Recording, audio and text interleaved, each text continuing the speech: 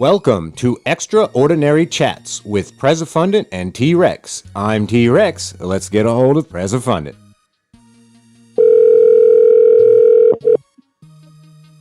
Hey, how you doing, man? Pretty good. How about yourself? I'm all right.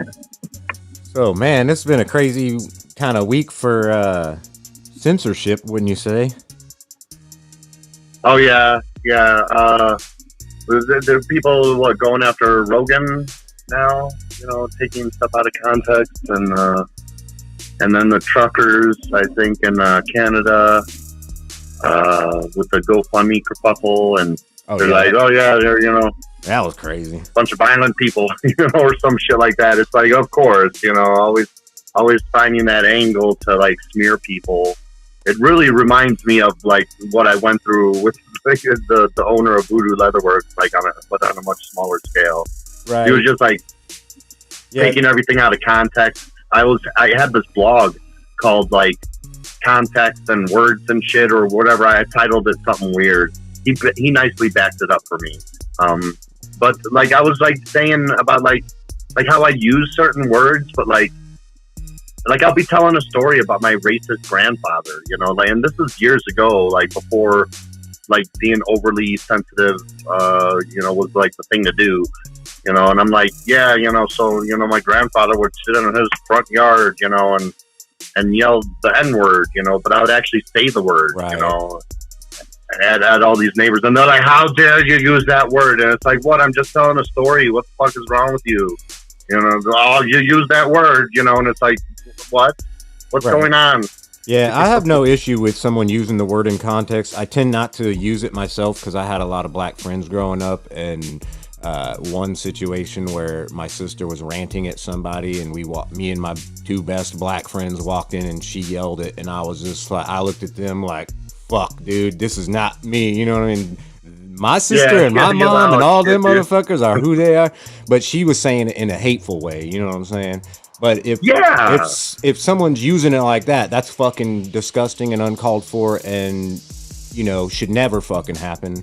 But in the context of saying, hey, my 80-year-old grandpa was doing this and he yelled that word, and then it incited a neighborhood fucking argument or some shit, something like that, then you're just saying it in context, and you're saying, well, he might have been using it out of hate, but you know what I'm saying? You're just saying we could only use that word.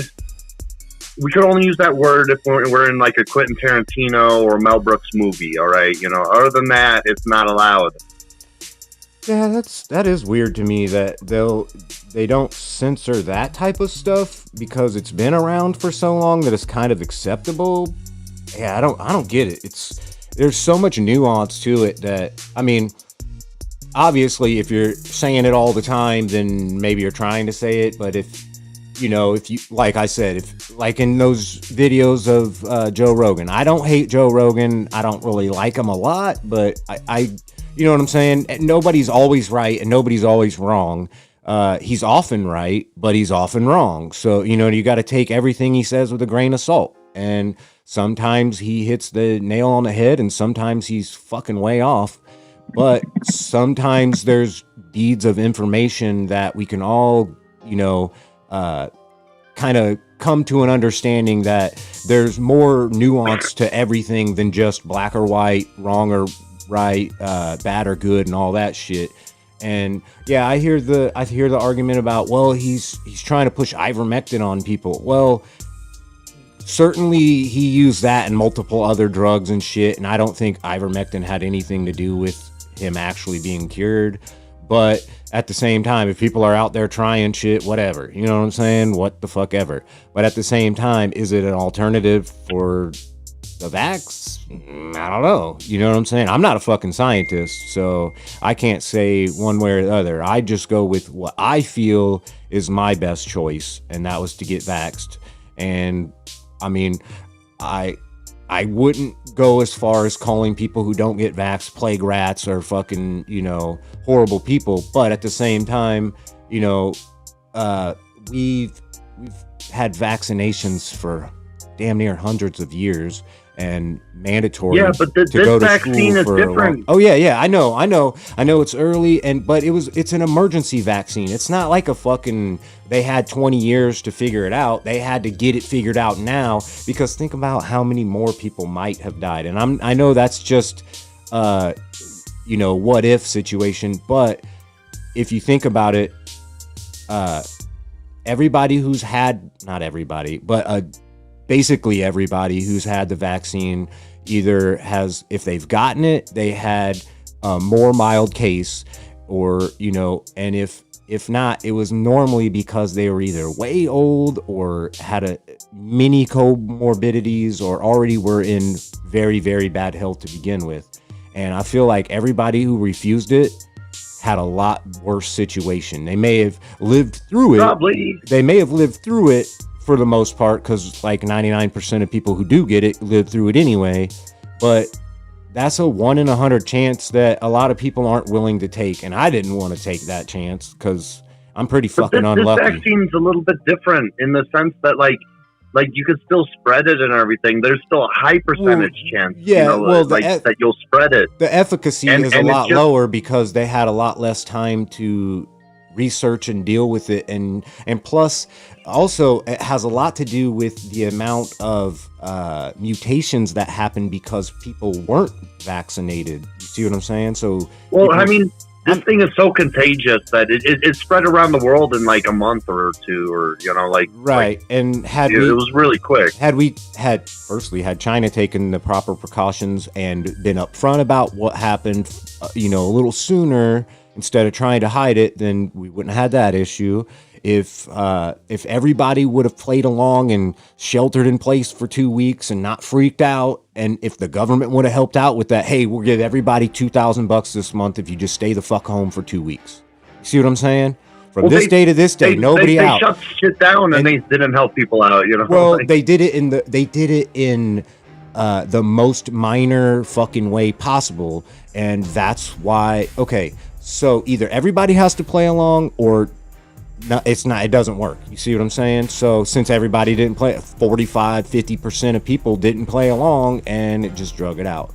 And I mean, well, I don't want to blame it on them, but I'm not blaming anything on either side, vaxxers or anti-vaxxers or whatever. What I'm saying is that's how the reality of it works. You know what I'm saying? If 50% of people take the vaccine and 50% don't, then the 50% who don't have more likely to catch it, and then for it to mutate in them. But then the people who've been vaxxed, it doesn't matter if they've been vaxxed because the mutation will hit them. You see what I'm saying? So it's like a lose-lose situation if everybody doesn't play along.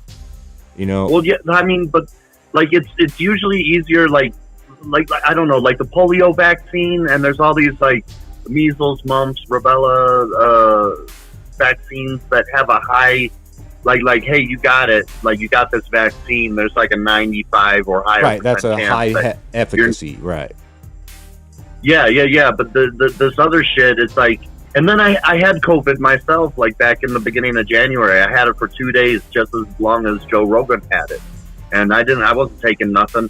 Although to be completely fair, I have been taking vitamin D only because I have wounds on my body that have a hard time healing. And a few months back, my doctor was she did a blood panel and everything, and was you're really, really, really low on vitamin D. And that's the only reason why I've been taking vitamin D, is because, there's, just plus I live in Colorado, and the mountains are right here, and the sun goes down. It's dark at 5, a little after 5. And it's not flat like Illinois, where you get sun much longer. But even out there, in Illinois, you're still not near the equator, so you're probably a little low. Everybody out there is a little low on vitamin D.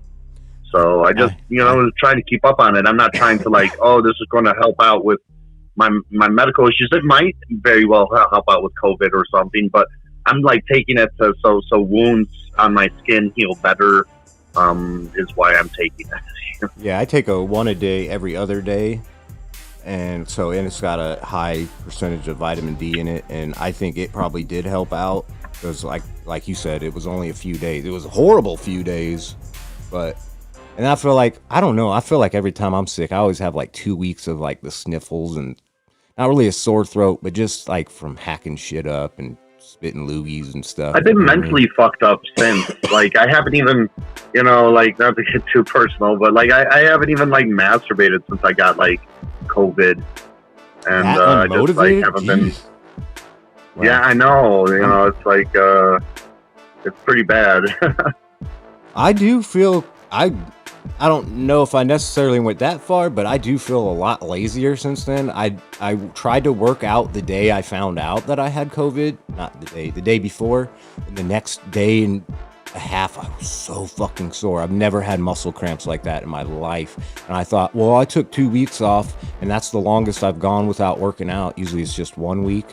And so I was like, maybe I just, took too long and overdid it, or maybe I just pulled a muscle thinking, not realizing that I, was kind of stiff or, whatever. And then like the next day it was so bad. I was like, dude, there's something wrong. You know what I mean? It can't be like every fucking joint in my body. And so that's why we tested and obviously had it. But I think obviously there's so much nuance. There's so many directions you can come at this from. And I think the only thing we could do is protect ourselves the best way we can. My only issue is with certain anti-vaxxers, and I'm not saying all of them, but certain of them are basically like, you just use your immune system. You know what I'm saying? That's what it's there for. Well, tell that to the 5 people I know that did that same thing. You know what I'm saying? That are now buried. That they can't talk to their family and friends anymore, and their friends and family have to think of, every time they think of that person, you know what I'm saying, are like, well, I can't get a hold of them anymore, and they're gone forever. You know what I'm saying? So that to me is the hardest part.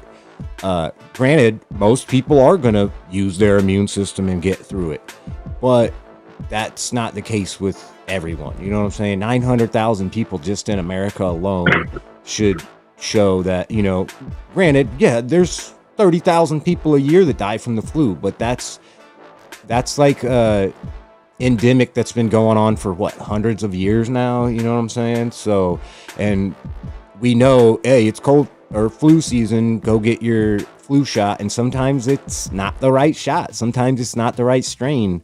Sometimes it's a different strain that year, and it just, runs rampant through everywhere, through work and, school and all these places. And I mean, there's legitimate reasons to be concerned, but like, I also think that this has been hijacked by the corporate bigwigs, and they're like, oh, we can make a ton of money off this and offer a solution that's not quite a solution, but we could make lots and lots of money. I mean, I wouldn't go as far as saying that they were nefarious enough to do that. I think it was rushed, and they were like, oh, it'll probably be like 95% efficacy, and it turned out to be like more like 75. But well, they're just going with the flow, man. I'm not saying it's fabricated. That's like saying, well, you're going into this battle zone. Do you want a bulletproof vest which covers half your body, or do you want a fucking poncho? You know what I'm saying? Like, I'm going with the bulletproof vest. Definitely a poncho. What's that? You're asking me that, right? You're asking, definitely a poncho, I was saying. You know what I'm saying? Going in a war zone, right? Well, I'm just saying that to me, I know it's kind of a silly analogy, but to me, that's what it feels like. It's okay. And let's think of another analogy. Do you want to go out and play football in pads or without pads? Something like that. You know what I mean? Definitely without pads right now. So you could still get hurt with pads on, but you're less likely to get that same, like you're less likely to get certain bruises or, certain joints to get. I usually wear the pads with wings on them, so it prevents leakage. I always wear those, right? Yes. Yeah. So yes. I had 3 sisters. I know about that shit. But I'm just saying that I feel like some protection is better than no protection. And obviously, yeah, there's people out there that try, say, oh, I'm going to get the vax and then fucking have a heart attack and die or something, and that's fucking sad. And I wish that didn't happen. But at the same time, the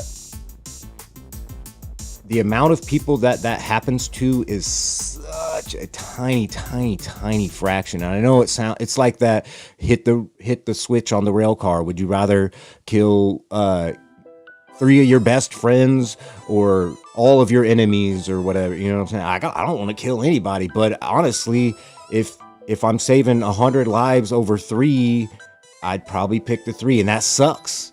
But there's a lot of people out there that are like, well, I'm going to pick my friends, and so fuck everyone else. You know what I'm saying? So I don't know. And I get where they're coming from because, you want to protect the people you love and care about. But at the same time, we live in the world with billions of people, and you can't always just protect the people closest to you. You have to try to create a community bubble that protects more than just a few or maybe 10 people, Yeah, well, I mean, it's a very complicated situation, but I just don't think the vaccines are as effective as I was led to believe. Oh yeah, I got vaccinated myself, I think the best thing we really could do is just wear masks. Yes, I think, because, man, I swear, I was wearing masks fucking for 2 years straight. I hadn't had a cold, the flu, any fucking thing from anybody. I think people are washing their hands and wearing... Well, I'm saying, that was the one thing I got, but I think it's because I started getting loose. My daughter probably got it from work, and they, every once in a while, they get loose, and they don't fucking, stay with protocol, and then that's how breakouts happen, especially in a public area, when you're dealing with the public. So she didn't know she had it. She came over, we hung out, we smoked together. The next day she called and said, hey, I'm feeling like shit. Me and my husband are gonna get tested. And then we were like, fuck it, we might as well test too. And then that next day it was that story I just said earlier with all the muscle cramps and shit. So basically that's, we let our guard down. I just saw... And what was going on before that is crazy, because not too long before that, I would roll up a couple joints and then hand her one and have her, she'd smoke off on her own. But we would sit next to each other and smoke. Well, yeah. We weren't sharing. I was doing that too. As soon as I start sharing that fucking next day, boom, it's like, what the hell? Maybe a couple days before that, but still, Yeah, I'll roll up like separate joints and everything instead of passing it around. It's like, here, this is yours to smoke, and this one's mine to smoke. I was doing that with COVID and everything. Yeah, it took me a while to even think of that because, normally I don't really smoke with anybody else because I don't really have any friends. But my daughter will come by every once in a while after work, or when she picks up her son, she'll smoke and then hang out for a few hours to sober up and then take him home or whatever. Or her husband will come over and pick him up and whatnot. But I thought, I was like, why am I not? I'm gonna roll 2 joints anyway, because normally I smoke a joint to the head, and if I smoke a joint with somebody else, I don't really get high. I get a buzz, but I just don't get fulfilled like I feel like I should.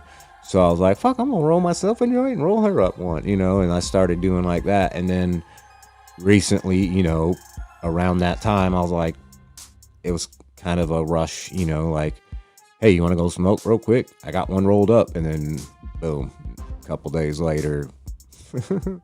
So yeah, I totally hung out. I hung out with a neighbor the other day, and I totally forgot to roll some joints for the trip and everything, because it was like we hung out for like 9 hours and everything. I was like, I should have rolled a joint, because we were walking around town and everything, and it's like we're walking down these side streets and everything, and it's like I totally fucked up. Is all I'm saying. Hey, we all make our mistakes. Hey, I lucked out one time. I bitched the whole way. We went, I can't remember where we went. And me and all my friends are a bunch of at that time we were all a bunch of long-haired stoners and frayed bell bottoms and flannels and shit, all smelling like weed and patchouli. And I can't remember where we were all walking as a group somewhere. And I was bitching about, man, I should have brought my weed, blah, blah, blah, fucking. And then like 1 minute later, a fucking sheriff and deputy walk up to us like, drop your pockets, basically. And one of my buddies is like, he knows better. He's like, you can't fucking do that. You have to have some kind of suspicion. Well, you look suspicious, so drop your pockets, all of you. Like, we weren't doing nothing wrong, and thankfully none of us had anything at the time because we would have got popped, you know what I'm saying? And yeah, there's none of that fucking entrapment bullshit. There's none of that fucking, they can literally use that as the group of kids were walking past us and they all just looked over at us cops. So we figured they must be up to something. That's our suspicion. Boom. You know what I mean? Reasonable suspicion.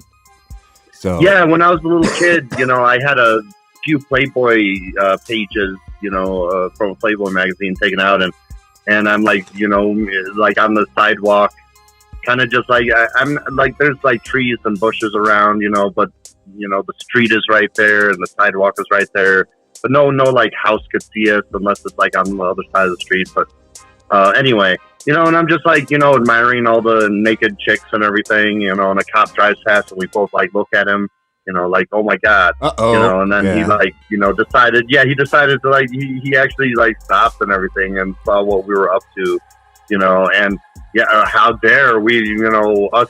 Give me that. I'm taking that away from Playboy. You. He's like, give me that. I'm taking that from you. And then 10 minutes later, he pulls over and parks behind some fucking gas station or something. Yeah. He puts his like little speed, radar gun on his penis, like they did in Super Troopers. That one guy, and he's all like, 80, 90 miles an hour. I got up to 110 the other day. Yeah, that was a great orgasm. Yeah, I just feel like there's always someone looking out. I had a kind of a story like that.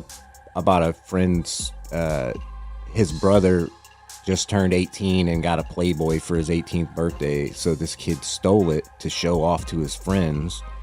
And I was like, I'll give you $20 for it. He was like, no, I can't do that. By the end of the day, he was like, hey, I'll take that $20 for it. It was the hour before the end of the day, and we were in study hall.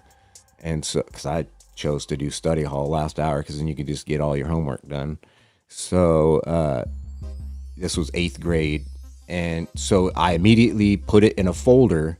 So I'm looking at it with with the inside of a folder. You know how you see in movies like they put a comic book inside of a book or whatever, something like that.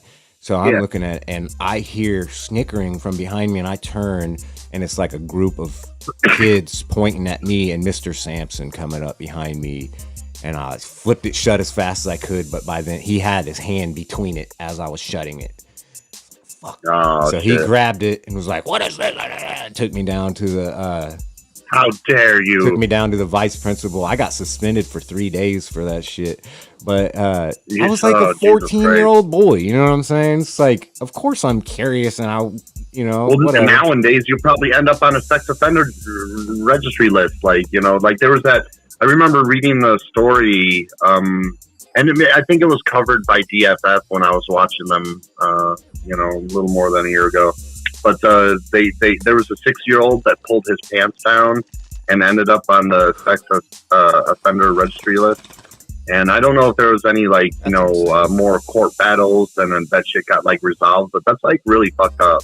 Like, there's a big difference between some 30-year-old walking around with his pants down. Yeah, it'd be different if someone pulled his he's all pants lucid down. and everything. Yeah, if someone pulled his if some other person pulled that child's pants down, then that person is fucked up. But yeah, I mean, obviously the parents need to maybe keep their kids in check and show them, hey, you probably shouldn't be getting naked in public. But at the same time, I doubt it was a sexual thing or whatever. I don't know. Dude, that kid don't have no hormones raging through his body and everything. He's not going through puberty. And who's to say he didn't get dared or duped into it or something? I don't fucking know. I'm not going to make excuses. Not everybody matures at the same rate. Yeah. I know it's funny and everything in school, and there'll be a bunch of people laughing if some kid pulled his pants down. Yeah, but class that kid clown himself, type shit. Not even class clown. Just you don't know any better. You're a little bit, you're not, you're developing a little slower than others. It's all right, but with the zero tolerance, we have zero tolerance so much in our society. Like the dude tried using how I'm talking about words, how we just started this off. It's Yeah, you know, like I made a blog about that and explaining like certain words and everything that I use. And you know, he's like, yeah, you know, I forget exactly what he said, so I got to get the court transcripts at some point. But I'm just remembering all these things from court. I wasn't really, you know, listening to him. I was just kind of focusing on what I wanted to focus on, even though I done screwed up, because I really wanted to kind of get an explanation, a better explanation out of them than, oh, would you make fun of sexual assault victims? You know, it's how this whole drama started between me and the sex club, you know, and it's like, well, you know, there's no discussion, there's no sorry, there's no nothing. You're just, you know, up and banning me. And then I felt that they were doing me wrong in silence. So then I started protesting, and that's how all this shit started. But yeah, he tried using some shit against me, you know, and it was just like he used my mental health, you know, against me, you know, and this is a sex club where there have been people abused, you know, and I'm sure some of those people probably still have mental health issues because of the abuse and trauma that they went through. And I'm no different than that, you know, and so it's just amazing how, it's just amazing what happened. I don't want to get too much into it because, like, I've talked about it so much this past few months and everything. It's time to take a break. Yeah, some of that type of shit can be overwhelming, especially when it actually affects your life and, you know, your mental well-being and whatnot.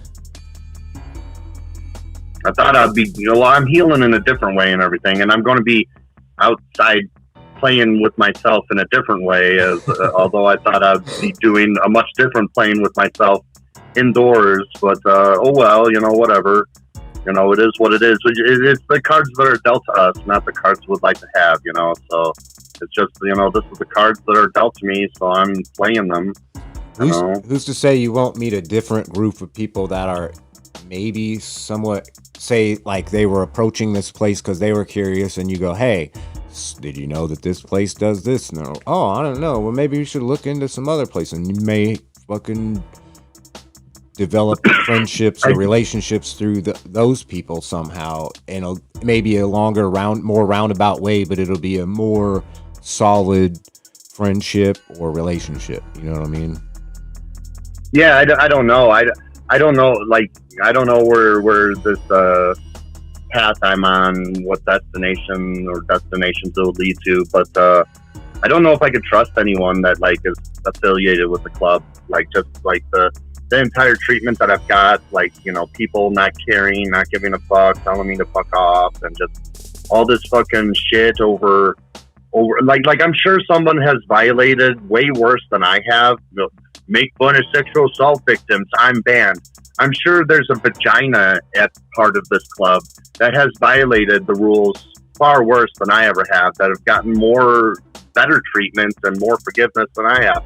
But since it's me, that's just I have a penis. That's just how people are, though. Like, think about it. Like, if you see a woman out there beating on her husband or boyfriend, you know, people will just kind of look at it like, whoa, that's crazy, you know. But if some dude's like yelling at a woman, 10 guys are going to come up and be like, hey, dude, stop that. That's fucked up. You know what I mean? So it is, I mean, granted, sometimes that needs to happen, but the other way, you know, like the first scenario never needs to happen either. You know what I'm saying? So. Well, oh man, I've been through that. Like, one of my buddies, his wife would just constantly abuse him, like, you know, and I didn't feel easy about that. And then I never really got to talking about it, but I will one day, but I'll briefly mention it now. Is like, I had a trailer when I was homeless, but I never really used it. And I had this, I had many people using the trailer.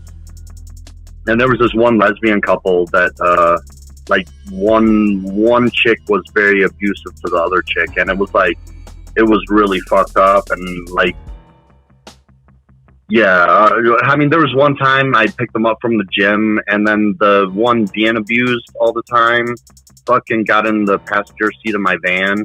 And then the abuser gets also in the passenger seat of the van and sits on this woman's lap. And she's like bigger than the one she's like victimizing. And she's like yelling at her, like in her face and everything. And it just made me so uncomfortable. But this is at a time where I was much weaker, and I'm still like all neutered, and I'm in the situation that I'm in because I tried like intervening between someone being abused and the abuser, and just like then they teamed up against me, like, you know, the abused and the abuser, they'll team up against somebody, like maybe trying to make that known. The same thing happened in this lesbian case too, when I was homeless, struggling with homelessness and everything, and it was just, it's I'm sure that's a phenomenon, a well documented phenomenon, but that did happen to me and twice. I've seen a lot of stuff like that. You try intervening. Yeah, I've seen a lot of stuff like that, and it's very closely related to how my sisters and mother were and how my mom and my stepfather were. You know what I'm saying? Like, my stepfather would literally beat the shit out of my mom. Like she looked like she got in a wrestling match with a woman, but, you know, he would fucking beat her ass, like, you know, slap her around, push her down, fucking do all kinds of shit, you know. And then she would defend him when I would say, you know, well, why don't you get away from him? Or, you know, you always say you want to get away from him, but you never do. Yeah, it's like, whatever. But and then just my like Marty's sisters, mom in like the second Back to the Future. And then my sisters, yes, exactly, Back to the Future 2 or whatever. But my sisters would do the same shit. Like, my mom would fly off the handle over like nothing, and at them, you know, and all of us really. But she would yell at them for some innocuous little stupid stuff, and then they would all team up and come after me, you know what I'm saying? And I'd be like, you know, you're just taking this type of shit out on me because the way mom treats you, you know what I'm saying? Because you guys can all gang up on me, and I can't hit you back. I can't, if I yell at you, I'm in trouble, you know? So it was like a one-way street, you know? So I just shut the door and avoided them as much as I possibly could, unless I was playing Nintendo in the front room, but that was the colored TV. But Nintendo's a nice escape, you know? So anyways, she would just freak out on them, or, you know, like, they wouldn't even really be doing much. They might be laughing and carrying on and being a little bit loud and having fun. Yeah, kid stuff. And she'd freak out on them.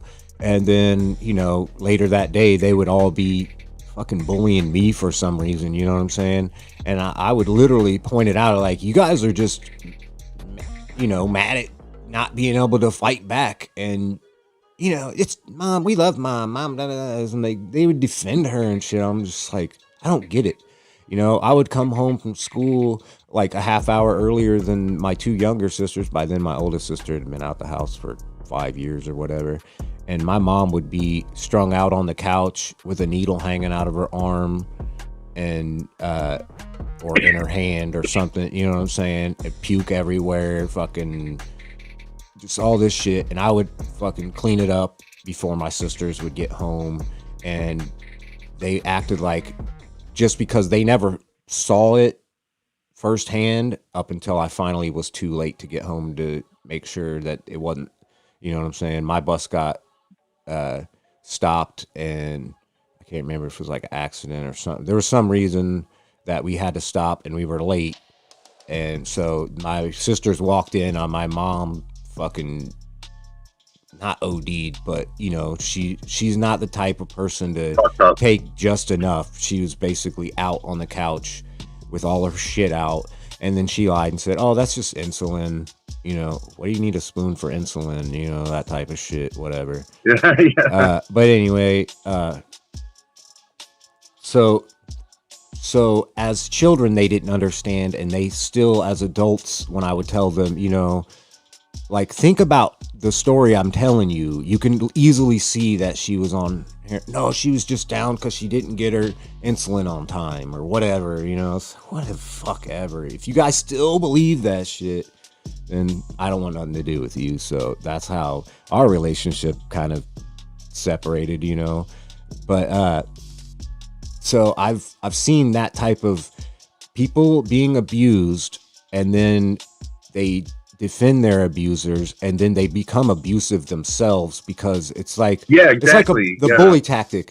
I became a bully as a kid because I was getting bullied, so I would bully younger kids than me. And then one day I was like, I realized, like, it, you know, like the first day I had empathy or something, I was like, man, that kid's sitting there crying, and that's how I feel when that shit happens to me.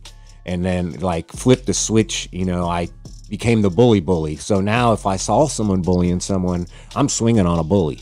I'm gonna fucking throw a rock at a bully. I'm gonna totally fucking acceptable. Do some fucked up shit to a bully. I'll fucking run my bike into him. I'll run speed my bike up as fast as it'll go and ram into that motherfucker, you know, type of shit. And so that's when, you know, it's crazy how that shit happens. But then you got people like that would defend the bully, you know what I'm saying? Oh, he's broke, he needed some money, that's why he beat me up for my lunch money. He bangs that pussy well, you know, so, you know, it's all good, whatever he does in life. Yeah, I fucking don't get it.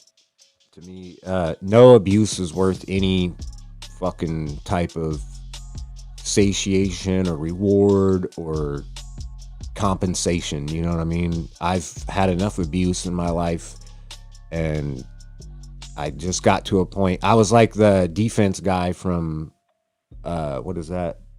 Fuck, I can't think of the movie. Falling Down. So I just snapped one day and just started fucking fighting back against all the fucking abuse. I ended up fucking smashing my stepdad with a big ass fucking geode on his chest because of it, because I just was like, you know, I just ramped it up to like the next motherfucker that fucks with me is getting fucked up. And if they're gonna defend the fucking asshole that's fucking with them, I'm gonna fuck them both up. You know what I'm saying? So fuck them. You know. Yeah. And so now I'm to a point where I don't hang out with anybody because I've dealt with that literally so many times. Like, think about this. Say I have a group of 15 friends, and I'm not kidding you. Like, we literally were together every day for 10 hours a day. Like, we would all hang out, smoke, laugh, play, watch fucking video, watch movies, play video games. Like, we all were together all the fucking time. So when we weren't together, so I would be I'm sorry, I had a brain fart for a second there. When we weren't hanging out together with everyone, say there'd be 2 or 3 of us as opposed to the whole group, one of them was talking shit about someone in the group that wasn't there. And I eventually, you know, having been in those groups with literally every combination of people over fucking 10, 15 years, one day I was like, you know what? I'm going to tell every time I'm in this situation when someone starts talking shit about someone, I'm like, yeah, guess what? You know how you're talking shit about them? Someone's talking shit about you right now. Who's hanging out with so-and-so?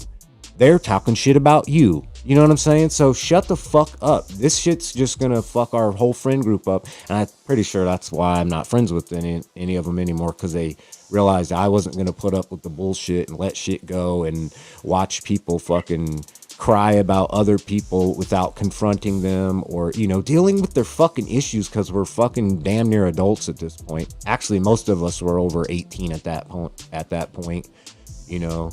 So it's just like, what the fuck, y'all? You know, I don't know.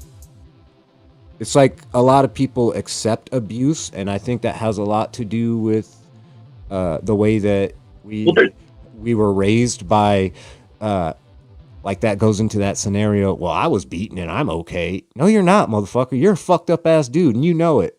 Well, you're probably right. You know, that type of shit. What were you gonna say? Well, I was gonna you know, it's all right to talk about, you know, people behind their back, like you know, for a quick example, someone's abusing you and they're your lover, and then you go to your friend and you talk about. So it needs a little bit of nuance. I'm saying like nitpicky bullshit. I'm saying if we were gossip, like, you know, annoying petty shit, dumb petty shit, right? If they were saying, look, dudes, if they were like, hey, so and so is having issues. All he's ever doing is eating mushrooms and acid, and he's fucking going out of his mind. And I can't even have a conversation with him anymore. I think we all should maybe talk to him. Not an intervention, but maybe I'll just mention to it offhand without, we don't have to confront him all at once. But, you know, if in 4 days he gets confronted by 4 people, he might go, hey, maybe I got a fucking problem, and then start to deal with it. And then if he doesn't, then we'll fucking all confront him at once. But the shit wouldn't be like that, you know. It'd be like, they would say shit like, yeah, we'll talk to dude, and then they wouldn't, you know what I'm saying? And then the next time you see him, you would say something and he would be like, hey, you can't tell me what to do, it's my life. And then they would jump in and be like, yeah, leave him alone, he's not doing nothing wrong, you know. And it's like, we've talked about this motherfucker, what? You know? Yeah, right, you know. So like that type of shit. I hate that. They're like, yeah, I totally got your back, and then, you know, it's like, and then you're in the situation, and then they're like, no, I don't got your back. Like, it's like, what the fuck just happened? It's like, don't you know I can beat both of you up, you idiot? Just fucking dummy. But not that I use that as a fucking thing, because I did play football back then, and they were all just stoner skaters, so, you know. But and besides, there's a lot of people that talk about like presidents and political leaders behind their backs and everything, like all the time. It's a really normal thing, actually. Well, it's just like you said, the petty shit, you know, all this gossipy little kid bullshit, and it's like, well, why don't you try confronting them in that situation? Right, you know, right. But then if it's something serious, yeah, like, that's what I was saying. They're getting lost in drugs, or they're beating me, or they beat someone up and it made me feel uncomfortable. And you want to talk, you know. Yeah, I could never have that conversation. Fine, you know? I could never have that conversation with friends. That's like literally all I heard was gossip.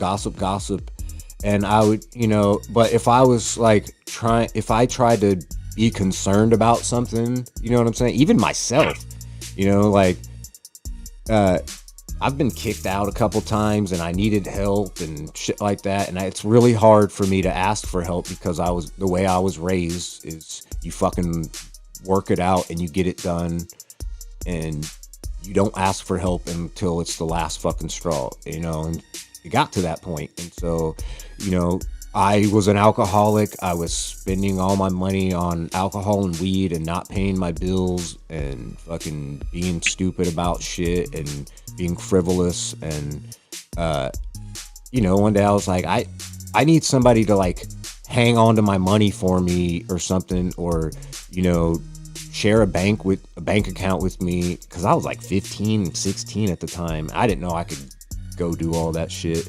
But, and fucking, well, maybe 17, but still, I didn't really have the head on my shoulders that I needed. I was kind of stuck in a rut. I was hanging out with people that were old enough to understand and have better control over themselves. And you know what I mean? Shit like that. I was like an adolescent basically, or whatever it is, teenager. And fucking, I was going through a lot of rough issues, but if I tried to talk to anybody on a real type level, it was, oh man, you'll be all right. Let's just go Let's go party and get fucked up. You know, it's like, no, I'm trying to tell you. Yeah. It's like, no, I'm having a conversation, you know. I'm having like real issues at home, and I've been sleeping in fucking on porches or in cars or on a cot in my friend's backyard, or, you know, until his mom goes to work, and then I can go. Yeah, but let's get a beer, you know. Yeah. No, let's just smoke a joint and fucking go dance and do whatever. You know, it's like, okay, whatever. And then 5 minutes later, they're talking shit about somebody who's not there. That's, you know, and like when I'm saying talking shit, I mean like literally talking shit. Like, fuck this dude, he's so stupid when he does this. It's not like a real concern. It's, you know, like just shit talk, if that makes sense. Well, speaking of talking about each other, people behind their backs and everything, I guess. My neighbor and I went out for like, you know, just kind of chilled, you know, kind of was making a different day for the both of us. And she was like, I swear, like we went to this burger place and they had other things besides burgers there. But like a half hour before we went there, she's like, I'm vegan, Chris. And I'm like, oh, okay, you know, so you don't really eat meat. And she's like, no. And then we went to that burger place, and then she ordered a BLT. And then I'm like, I'm so confused right now. Like, I need to question, like, you know, reality and what I understand of it now, because I totally thought, and she does this all the time. Like, I was kind of prospecting her for maybe someone to date, you know, but like she's like, oh yeah, I'm totally into, you know, the sex club and, you know, going up to the adult theater. And I'm like, hey, I'm interested in that shit too, and I don't mind like sharing you or, just keeping things casual and everything. I'm a polyamorous person. And she's like, like is into that idea. And then the next thing she's not, and I'm like, oh my God, I'm so confused. And it's like that on a few other issues. And it's just, and then it just gets me to like, do you even know what you are? Like, I don't know. I went through that with tons of friends too. It's the same shit. Fucking 1 week they're G-Funk. The next week they're all preppy in some polo shirts and khakis. The next week they're in baggy bell bottoms and flannels. And you just like, who the hell are you, dude? You know what I'm saying? And I know that's just like a style change, whatever. But they would really be into that for like, I know I'm saying a week, but it's 6 months at a time. Well, that's understandable in school though when you're younger because you're just trying to figure shit out. Right, but I'm just saying, it's kind of fishy when someone just kind of just flips, not like transitions or never showed any interest, and then all of a sudden one day it's just a brand new person, like they're trying to change who they are outwardly, but then they're the same person to deal with. You know what I mean? Yeah. Changing your appearance. I don't care if you change your appearance or whatever. That's no big deal. I don't care about that. But don't pretend it. Like, what I'm saying is like, goth was around then, and they'd be, they dye their hair black and wear black lipstick and black nail polish and listen to Marilyn Manson for 6 months, and then something new would come out, and then it would be like, totally flipped style, like colorful fucking. I was more of a Nine Inch Nails guy, but I don't even listen to that much Nine Inch Nails or like Marilyn Manson nowadays. Like I still do and everything, but I listen to so much more like other music. Well, I was just given a time period about 96 or whatever, but just it would be like, I don't know, like. I know you see like in a movie they'll be like, we got the preppies, we got the jocks, we got the nerds, we got the stoners, we got the. Oh, she mentioned something about Columbine, like me being part of that crowd, dude. Like, and I wonder if it was like one of these other neighbors that was just like saying it because she's very easily manipulated. So like someone could just like put ideas in her head and she'll just like repeat it. And I don't know how much thinking she does on, ideas or beliefs that she actually holds. But like, she was saying something like that about me. I forget what it was because like, she doesn't have a filter and it's even hard to have a conversation. It would be like if you and I were having one of these chats, but only one of us talked the entire time. like I couldn't get a word in or anything. And it's like, so I'm trying to process everything that she's saying. I can't possibly remember everything. But then afterwards, like I'm processing it still, like after we hung out. And, and then these things are kind of coming back like, oh, she did mention that, but she did mention something about like me being part of the Columbine thing. And that's another thing that the fucking Voodoo Leatherworks asshole said too. And it's like, oh my God, like, why do I mean, I think those guys, I think they were school bullies and shit. And I think they were more like jockish, but they wore the trench coats that particular day to hide the guns or whatever. Yeah. I think they kind of touched on that they were kind of effeminate and that they might have been having a sexual relationship in the documentary about it and whatnot, but maybe that doesn't matter, but maybe it was they were getting bullied because of that or something. I don't know. Kids are fucked up. Kids do some kids are people and people are fucked up. Like, because that's one thing I get. Like, I remember years ago walking down the street, leaving or having a smoke break from Neo, and I'm on Clark Street in Chicago, and someone fucking threw a beer bottle at my head while shouting Columbine, and the shit hit me. And it was an empty bottle and everything, or maybe like a little bit of liquor in there. Like, but like they shouted Columbine. Yeah, well, they shouted Columbine because I was all gassed out and I had my trench coat at that time, and they shouted Columbine at me and threw a fucking beer bottle and hit me in the fucking head, and like it left a welt and everything. Like I could touch my head and feel a like bump. For days afterwards. Well, yeah, that fucking glass bottle can fuck you up. Yeah. Well, God bless. People. Because I got that. And Dick was mentioning that in fucking mediation, and then fucking Casey just mentioned that and shit. And it's just like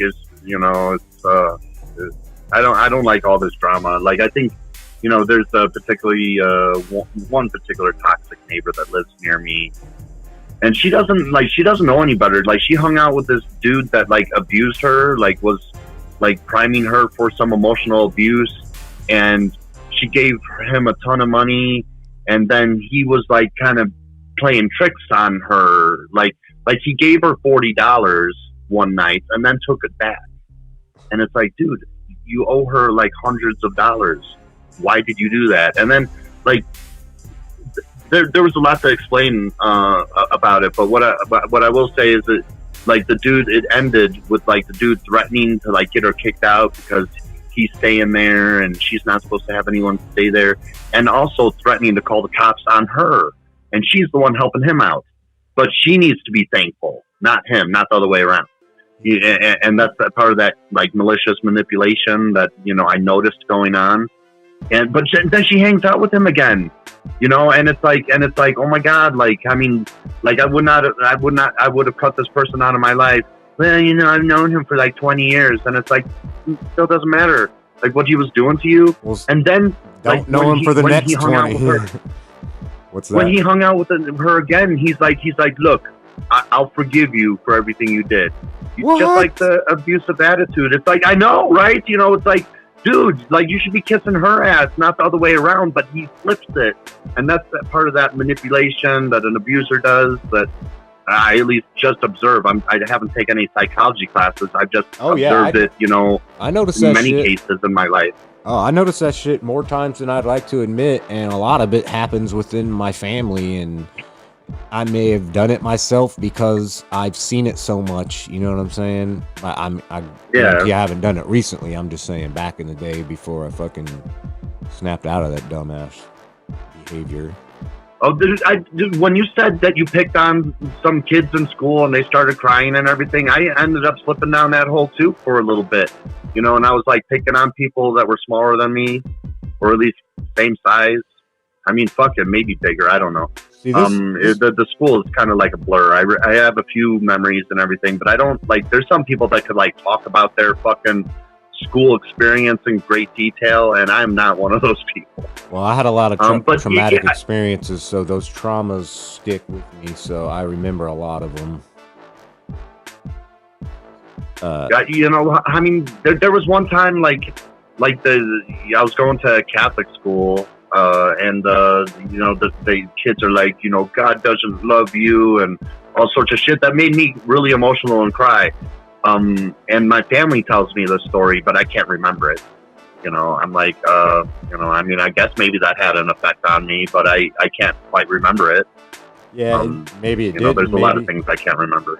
Maybe it was one of those, in the moment it was upsetting, but it wasn't traumatic enough to really hang on to it. Because I'm sure there was times in my life that there was shit that happened that I just can't remember because it wasn't enough to really stick. But it was, it's just a sucky situation, not something completely traumatic. Yeah, I remember like the most memorable things are just like the violence, like me getting beat up. I remember getting beat up like after I got off the school bus, and the school bus driver let the kids that like beat me up like back on the bus and shit. And then there was like this big controversy, like I think a few months later, like because the bus driver did that in Chicago, and I'm in the burbs and everything like a nobody, and like that happened in Chicago, like a similar situation, and the driver let the kids back on and everything, and didn't like call for help or anything like that. And it was just like, it's like, well, because it happened to me, so it's not important. It's the feeling that, was instilled in me.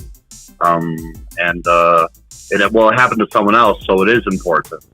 And that's, I remember that those being, I mean, I don't have access to like these online news searches and everything. You got to have like subscriptions and everything, search like newspapers.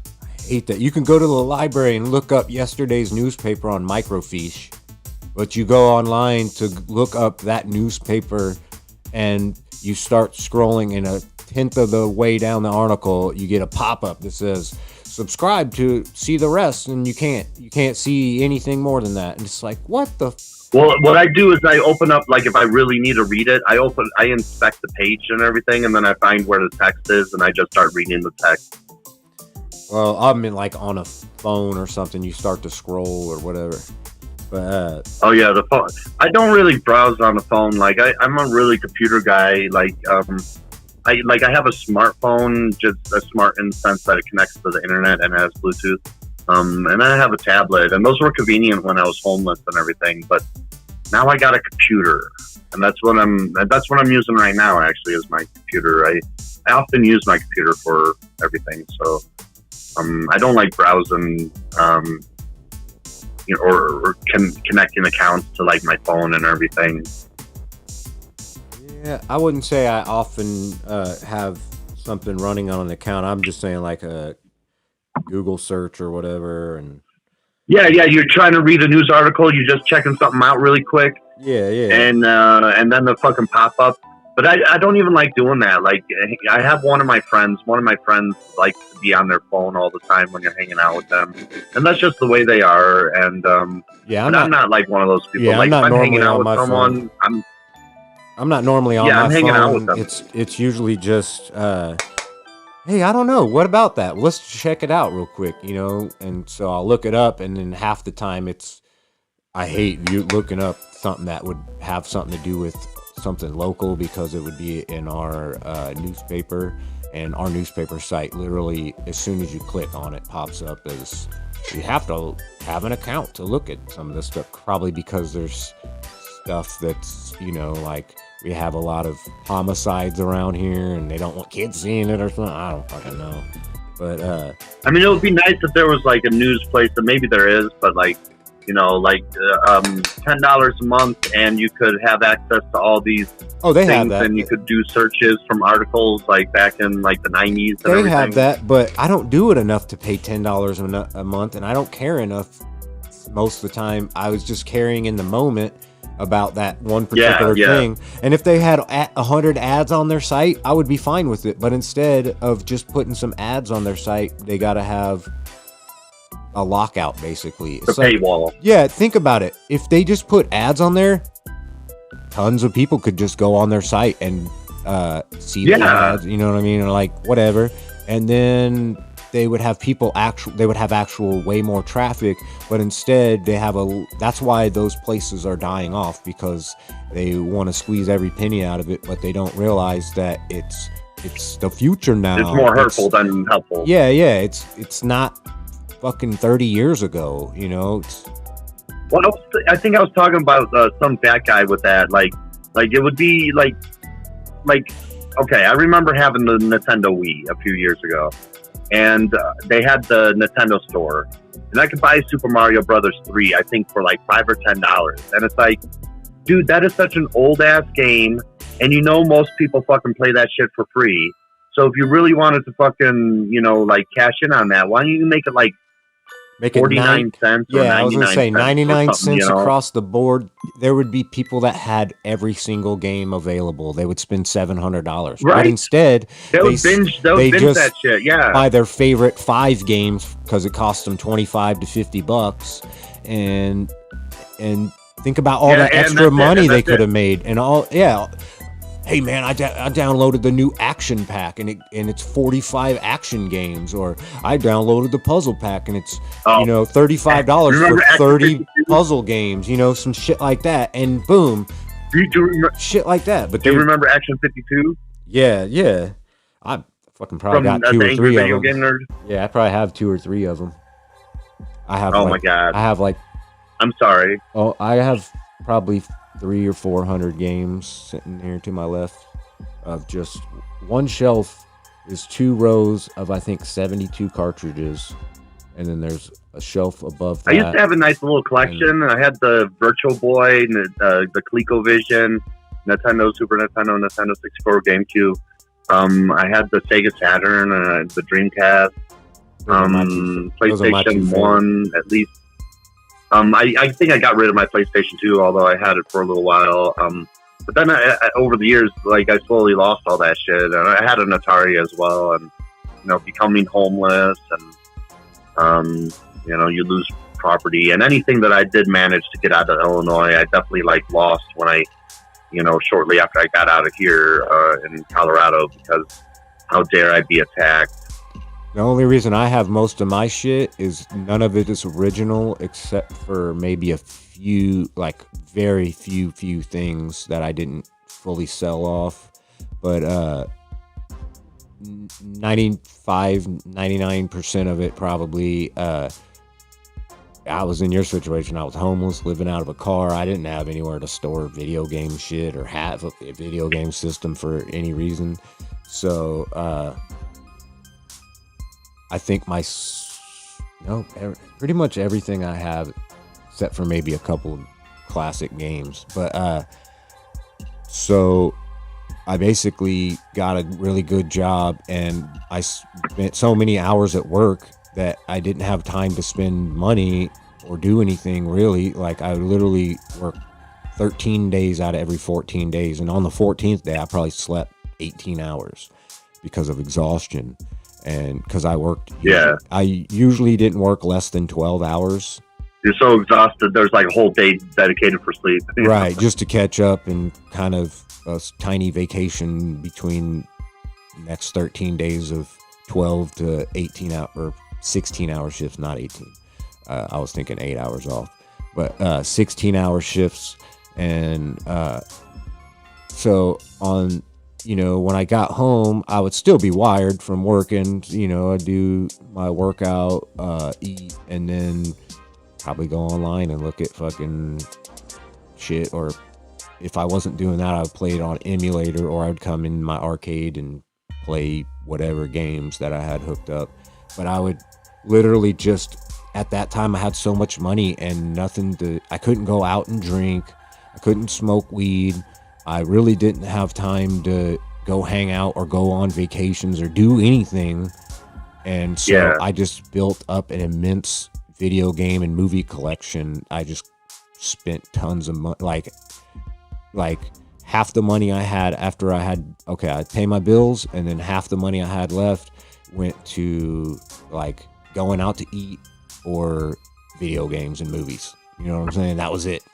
And I would buy a video game every damn week, probably, for 10 or 11 years. I'd buy a couple even, or, a couple movies, a couple games, a new peripheral.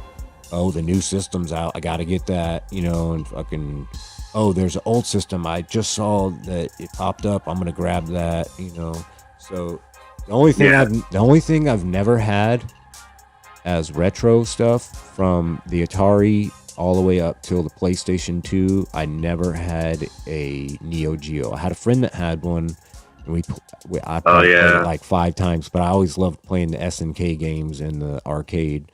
Oh yeah, I had a TurboGrafx 16 as well. Yeah, that's badass. I had one for a short period, but I ended up pawning it off, and I'm not gonna pay how much they cost now. I have a couple of those little card games, the little cartridge cards. And, the cards, yeah.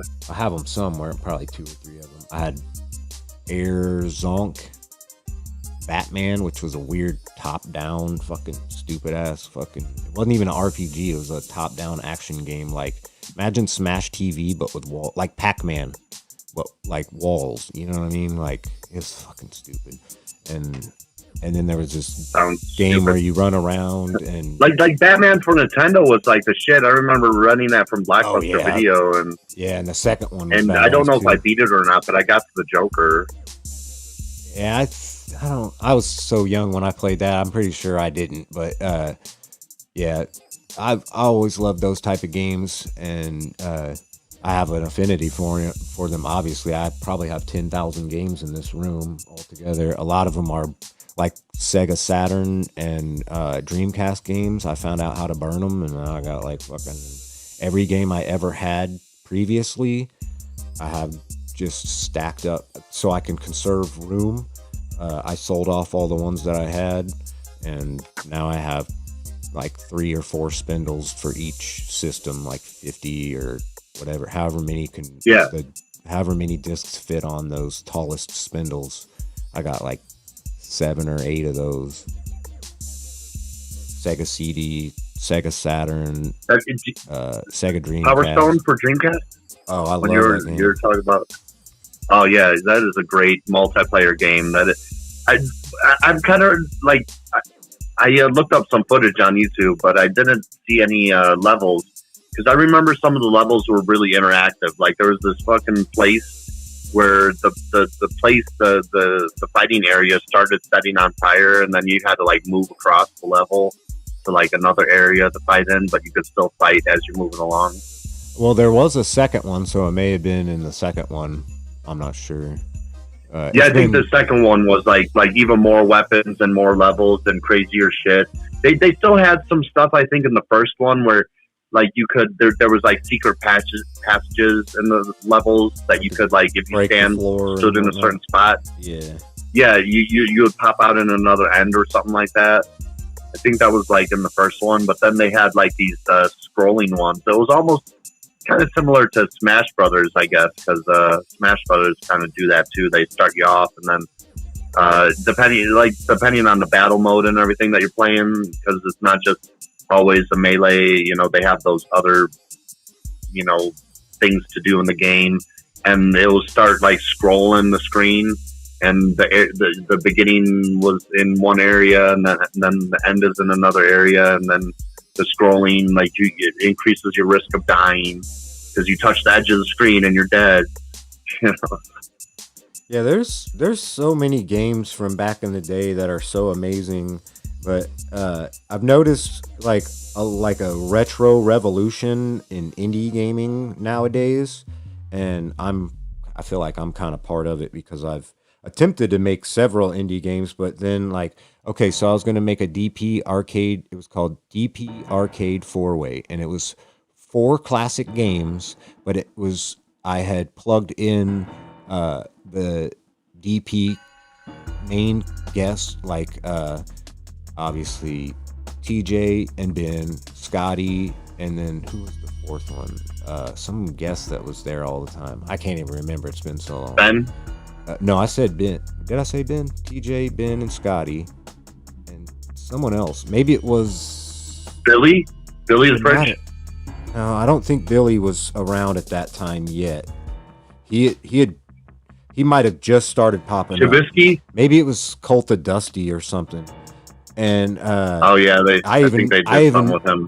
I even was going to make a game called Dusty's Cult Classics, doing the same thing with him. I took 3 other games like Frogger, Galaga, and some other game I can't even remember, and used him as to kind of promote it. And then immediately after I showed him some early footage of it, and dude flipped.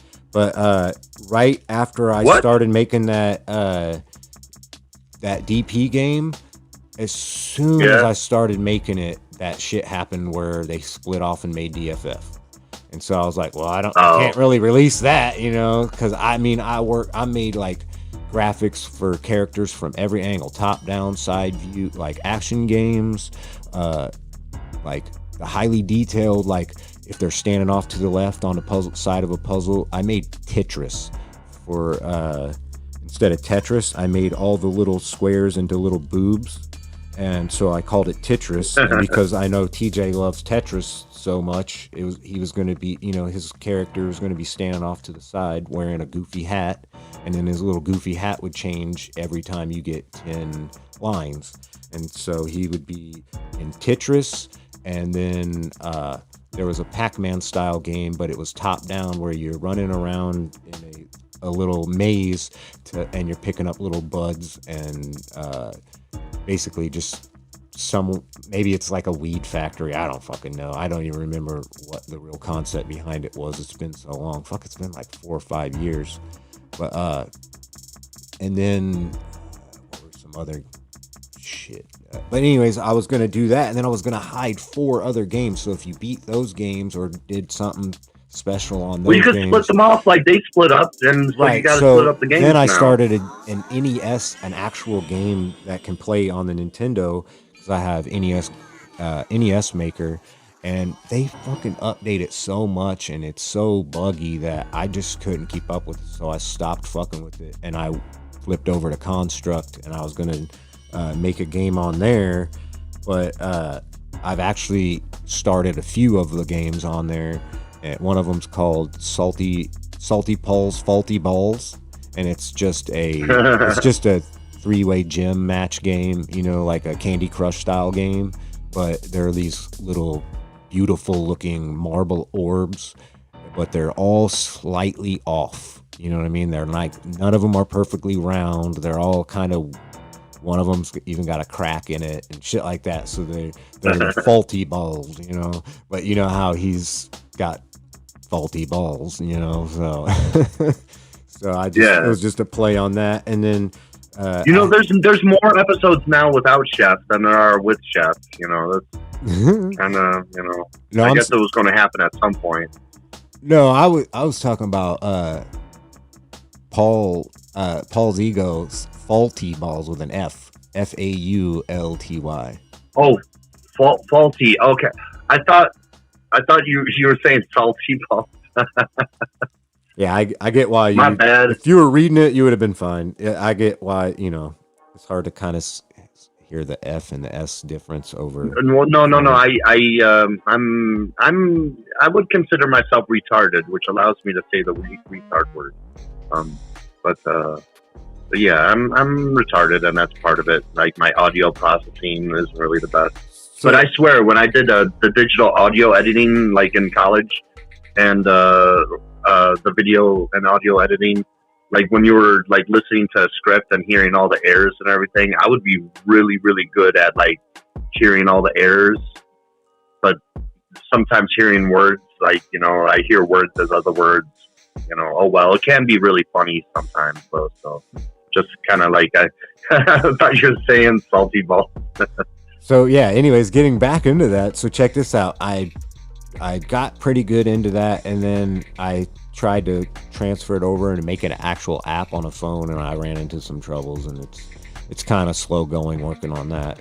But then I have another game that I started back in the day it's called TJ's Magical Banana. And at the beginning of the game, a banana comes from space, and it's basically just a little meteorite that lands right. He sees it, and he's like, what the hell is that? And he goes and explores and finds a magical banana. And he picks it up and eats it. And now every time he touches a banana, he can literally just pull his pants down and fart, and a banana pops out. And it's like that's the sound I used. Where my mind was going before you finished that is like a banana comes from outer space and injects itself up, you know, someone's ass. Maybe TJ, maybe not. No, so check this out. And then out. that person turns into like the banana blob, and it's like the blob, but it's like orange or like yellowish, you know, and totally do like a blob game from that. Yeah, there's tons of stuff that can be done, especially in Construct. So what I did with this game is I made it in the style of Super Mario World, because that's my favorite type of graphics. But I used TJ, and he's got like, he starts with like a, you know, he has like a bunch of weird brimmed hats, and he has these like, just every once in a while he's just wearing some weird fucked up ass hat. So each hat has, like, he's got a beanie with the propeller, and when you have it, you jump super high, and it's all like Mario style gaming. But instead of throwing little fireballs, I make a banana fly out, and it has like gravity, so it pops out and kind of just, it has some fall to it, so it goes about halfway across the screen and falls. But anyways, you literally, I have. Are you doing that arc shit? I have him it arcs just a little bit. So I have him animated so where you see him pull down his pants for like 2 frames, and then it pops out, and then he pulls his pants back up and turns back around real quick. It's fucking hilarious. I probably have a video on my phone. I could probably show you. But going around, trying to like, you could totally like make a blob game and make like the blob needs to murder people, but like you kind of need to be sneaky. But it could be like an easy sort of sneaky, you know. But if you're just trying to like chase after them and they're casually like walking towards you and you're running at them, they'll like run away. But maybe you could like duck behind a dumpster or something like that, or just like make sure to like wait for certain moments, to and see like fuck up the area, fuck up the whole planet as the banana blob. Well, this is where I was going. I know. 2D 16-bit type game, so the parameters at which you could totally make it cheesy. Yeah, I mean that is Nintendo could do that. That is a good concept, though. I think I've tried to do something not exactly like that, but I have some. A lot of times I just open a project and start fucking around and just testing out code and seeing what happens, and I end up with just Rampage was popular. Some weird ass shit. Oh yeah, and that's what I was gonna say. There's all these different arcade games that I was gonna recreate and put all those characters into, but then like at the time, shit just started falling apart, and then I was like, well, I'm gonna make sure these guys are together for a while before I make a game about it. And then Skeptical Jesus popped a game out, and I was like, damn, I just started working on this. It was NES 2D side scroller. So one, it's basically DFF Defend the World. It's basically Earth Defense Force, but with DFF characters. So TJ's flying on a little animated dragon that has 4 frames of animation, and it's really small, and you see the cityscape behind him, and you see those big brains kind of floating around and shooting lasers at him and shit. And then the stage where Paul is, he's in his little ball and he's shooting lasers out in outer space, like he's like on a space mission, and he's out on the moon, and he's got to get back to Earth so he can help the other 2 guys defeat the big brain monster at the end or whatever. I've got there's 3 characters, so I got Scotty in his big ass ship, and then he pops out and can shoot a big laser across the screen every once in a while. But he's like the what, Bison from Street Fighter or something like that. But since I had the scale of the background so small, I had to make he would be like a literal pixel on the screen if I had him to scale of everything else. So I had to make him. So check this out. He's that big red like spaceship looking thing. You fly around and shoot out of it, but when you do your special, you pop out the bottom, and you're just a little black dot that pops out the bottom, and then you shoot this big ass blue laser like Godzilla out of it. You know what I'm saying? So that's Scotty shooting his fucking laser. And so I got 2 levels. I got the daytime and the nighttime for each character. So I've got 6 levels, and then nice. The title screen. You don't need to make it a DFF game. You could base it off of the DFF crew, and then just make it something else, because you obviously taking inspiration from kind of why I scrapped it. I wanted to get some more like story to it, because otherwise it's just they're fighting against their the intro. It's basically a game based on the DFF intro. That's it. And then by the time I got all that shit worked on, I was like, well, I gotta come up with a better storyline. And then I saw Skeptical Jesus game. I was like, this motherfucker made a whole goddamn RPG with all this all these jokes and shit. I didn't want to play through his and then steal any of his ideas. So I literally just said, fuck my project. I'm not even gonna fuck with it until I come up with a brand new concept, and I'll use those pieces if I can come up with something completely different. Then I end up playing his game, and I'm just like, yeah, there's nothing I could do that could even come close to comparing to this, unless I use some other completely different. Well, don't compare yourself like that. Well, man. I'm just saying the amount of story and fun. There's no fun to my game. It's just action, action, action, action. You know what I mean? Like there's skill and action involved, but there's no fun. Contra was fun. Yeah, but at least Contra had a storyline. I don't even remember the storyline. What, Alien? It was just action, man. You start the game, and they jump you right into it, and you need to start, firing right away. I had the game, and I'm one of those weird guys that actually reads instruction booklets, because I'm like a tech dude, and I'm fucking weird. So I have to read every word in the instruction booklet before I ever put the game in. So you know, I'm that guy. So, and I've always been that guy. I used to be that guy as well, so I understand.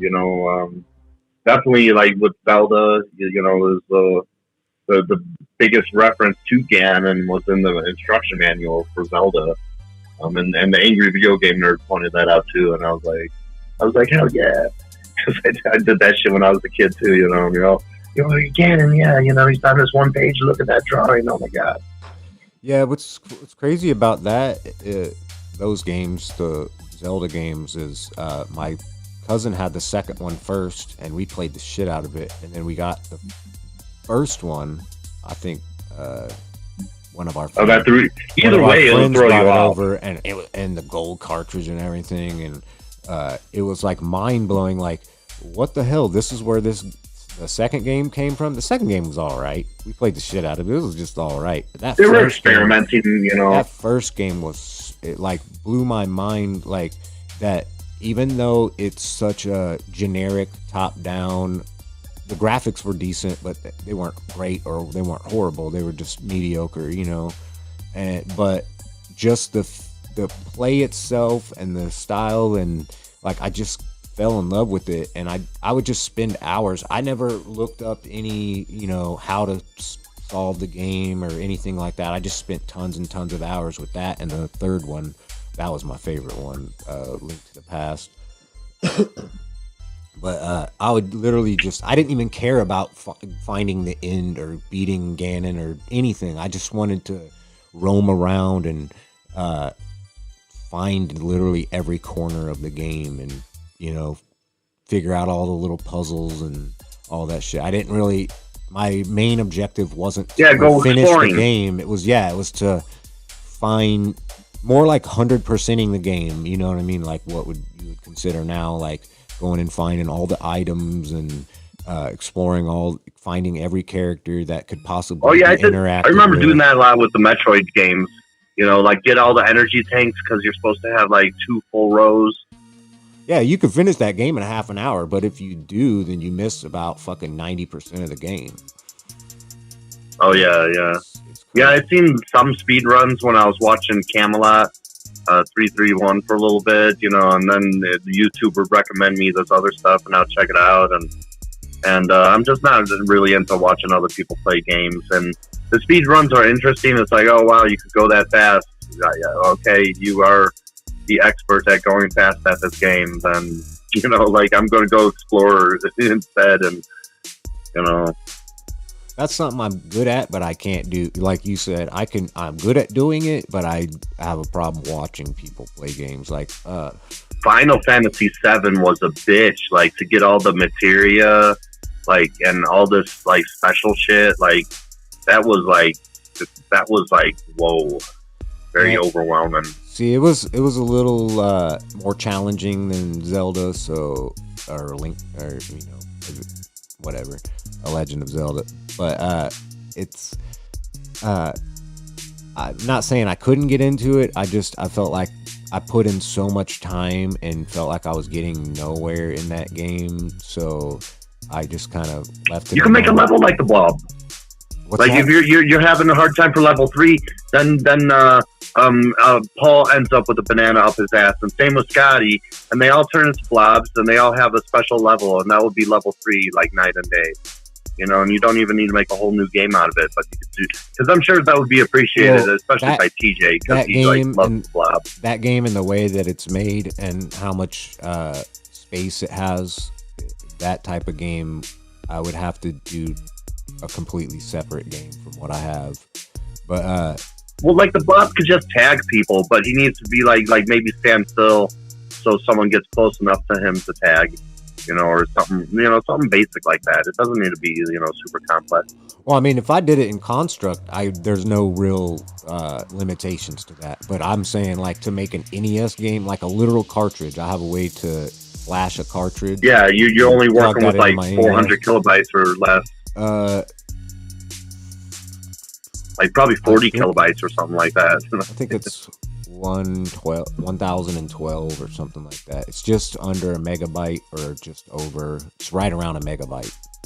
So like 1,000 kilobytes or whatever. But 2008, maybe 2012. I don't know, somewhere around there. But it can be expanded. I to really like bigger. that blob idea. That just popped into my head, like when you were telling, before you finished telling how your game was. My mind was jumping to like, is it going to be this? Yeah, so yeah, that game, that for me, I put so much time in it because I want to make a game called, originally it was going to be Super Dubious World, which is my old producer name, and it was basically, imagine Mario with a machine gun and smokes blunts and fucking rides around in cars and shit, and you know what I'm saying? Instead of jumping on people and stomping and they disappear, you jump on them and they're like bones poke out of their skin and blood splatters everywhere. Like imagine Mario and Mortal Kombat and GTA, but in a 2D side scroller. You know what I'm saying? Yeah, it sounds fun. Yeah, so I got like tons of graphics. I spent tens of thousands of hours creating all the graphics for that, and I can reuse a lot of the graphics. Maybe you should have make it for Nintendo else. And make it for like Steam or something. Like you could release it on Steam. Oh yeah, like yeah. The Angry Video Game. That's originally what I did. I had Game Maker 1 back before Game Maker 2 came out, and I have videos stored somewhere on a hard drive that I could dig up and maybe on my old laptop or something. But yeah, I spent countless hours creating this big, huge Super Mario World style game, but with, you know, like you could throw a football. Like when you pick up a football, you're literally in a Raiders uniform, and when you press punch, you throw a football, and then when you pick it back up, you can throw it again. But it's basically like the fireball of that level. And then on the next level, you get out on the screen. It's like Tecmo Bowl. So you got to get from, like, imagine the scene from Forrest Gump. You get the ball on the one and you got to score. You know what I'm saying? And then on the next level, it's something completely fucking different. So like popped through all these different styles of genres of games, but for the most part, it was a 2D side scroller, kind of like ActRaiser. I don't know if you ever saw that on Super Nintendo, where it's like a 2D side scrolling, like Golden Axe type of game. Not Golden Axe, that's I guess the fighting style is Golden Axe style, or the graphics are Golden Axe style, but the fighting style is just this like Mega Man but with a fucking sword. And then then you know like Zero, you know. Yeah, something like that. And then you would get to a certain point, and then it would become like Sim City or something weird like that, you know. So it was kind of a weird. No, that's a little too weird. You know, so like, I wanted to do something that had the side-scrolling shit, but had more of a fun, puzzly, you know, like more mini game between each level, because mini games. I was thinking like back in the day, like long time ago. Probably late 90s, early 2000s. Like, it would be interesting to have like an overhead view, kind of like StarCraft and Warcraft, but like you could, you know, actually enter, you know, at least like the main, you know, characters. Like if you had like special heroes on your team or something like that they would do every now and then in the Warcraft games and the StarCraft. But like go into like a first-person shooter mode too. You know, and to kind of transition between them. Hey. So you're like, man, I really want to control the shit out of this character, although I'm going to be totally ignoring all of my army right now, but I totally need to, like, you know, do something with this character really quick. Yeah, so I actually do have a project that I'm working on. It's called Vaxo, and I got the idea from one of Paul's Ego's ideology streams. Obviously, he gets full credit for the idea, but he was talking about a character that's like, you can't really see his face because he's in like a jumpsuit with like a motorcycle helmet looking thing, and I saw this character in my head, so I created the character, and basically he's like from another planet, and he's come to Earth to distribute a vaccine that actually works. But he's basically the Dark Squad that Paul's always talking about. Like, you have, you know, like one level you'll have like just people, like it'll be a protest and people with signs will be coming at you, and you shoot them with your little dart gun or whatever. Well, yeah, actually, like about a year ago, I was more on the vaccine thing than I am now. Like, I mean, I'm kind of like like I was more talking like you were about a year ago, but now I'm kind of like, this really does look like a money making venture. Like, I understand it's emergency and the stuff was rushed, but now, like, we've had time, and like I said, like, I was led to believe that, you know, there'll be some inoculation rate, but like it almost seems like there isn't any inoculation rate. It just makes your, you know, symptoms less severe. Maybe. I mean, if they were more severe for certain people, they might not live through it. You know what I'm saying? So it does help. But that wasn't even really my point. I was just doing it as a goof, the game that I was making, because I really, honestly, if someone doesn't want to get a vax, I wouldn't. I understand the ideas and concepts behind the Dart Squad, but I don't fully agree with it because, you know, what if the Dart Squad gets them and they go into anaphylactic shock? So, you know what I'm saying? Well, this thing might be used for good. There could be good intentions, but don't be kidding yourself. This shit could be twisted into some evil ass shit. Oh, I know. And the cynical side of me really likes Paul's idea of just like bring in SEAL Team 6 and fucking, you know, like let's sniper the fucking vaccine in them. Like my cynical side really that's what I'm saying. Exactly. My cynical side says, yeah, that's a good point, but my realistic, rational brain says there's too many fucking problems with that, and that takes away liberties and blah blah blah. So I get that. I totally get that. But, you know, as a goof, I was just going to try to whip something up that you could do that with. And I started as a 3D first-person shooter, and then I found out that you can use some code and flip it between 3D first-person shooter to a top-down thing where you could see from above and see people around corners and behind walls and shit, so you can run up on it. Like, you basically have an advantage. Basically, like, you're looking at your map. Well, the other team, like the other player would have an advantage like too, there's right? an orb floating. Well, it'd be a one-player game for what I was doing. Okay.